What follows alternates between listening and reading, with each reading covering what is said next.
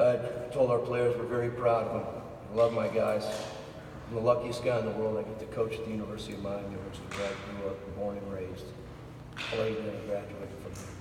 I get to be the head coach. To me, it's the best program in the country. And I get to coach these guys. I'm very, very lucky.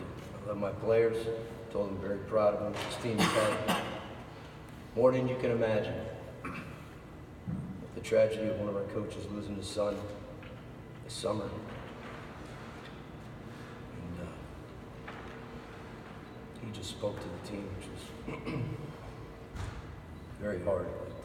But just proud of our players. That's all. Very proud of them. Again, we have 2 microphones. We'll get questions for the student athletes. Again, just a reminder to address which one you want to answer the question. We'll start here with the gentleman in the front. Slade, great effort by you tonight. Can you tell me what was it like to pitch in that environment? Most people, I'm assuming you've ever pitched in front of. What did that feel like for you? It was definitely loud. My defense, my coaches, and my catcher really kept me in it, kept me focused, and kept me locked in. Go ahead and keep it rolling with Robbie here in the 3rd row to the right. Slade, you really had them off balance in the first time through the lineup. I think you went through all 9 of them, struck out 5. What do they do differently the second time through that allowed them to have some success? They hit some good pitches, and I left a few balls up, and they grinded out some at bats. They found a way. So found some holes, found some good swings, and it happens. Again, questions for the student athletes with the microphone to you. Let's go ahead and go to Steve here in the middle, 2nd row. Raymond, obviously not the finish you guys wanted, but you've got just about everybody coming back next year. I mean, you guys made it a long way this year. What are your thoughts kind of looking to the future of Hurricane baseball? I mean, the season was definitely a step in the right direction. We're going to remember this feeling and be back next year better and hopefully do the things that we're supposed to do, be able to host and not feel this way again next year. Ray, offensively, you guys were close, had some situations with a lot of runners on base, bases loaded, and you guys rolled into a couple of key double plays. Can you talk about that and just what that does to an offense? I mean, that's baseball. We didn't get the big hit today.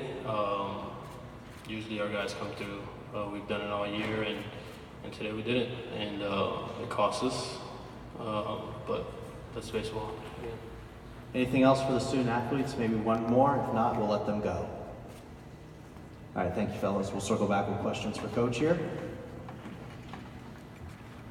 Go ahead and get us started here with the gentleman to the 2nd row to Coach's right. A long day of baseball, and you guys are really raking all week. Do you think just being out there that long had any impact on your offense in terms of timing, fatigue, or any of that nature? I don't think so. I think their pitching had a lot to do with it. You know, we got the back end of these teams pitching, today. We got ahead, we're bringing in guys, down the bottom of the bullpen, so we were able to open it up on them. But now you got to give credit to Mississippi State. They brought in some guys. They did a good job of keeping the ball down. We hit a lot of balls into the ground at the worst times. With the bases loaded there, we hit in a couple double plays. I think we only scored 1 run. We had the bases loaded twice. So, you got to give credit to Mississippi State. I thought they made good pitches. It's down, just away, and we just couldn't get the big hit when we needed it. Go ahead to Steve here in the middle.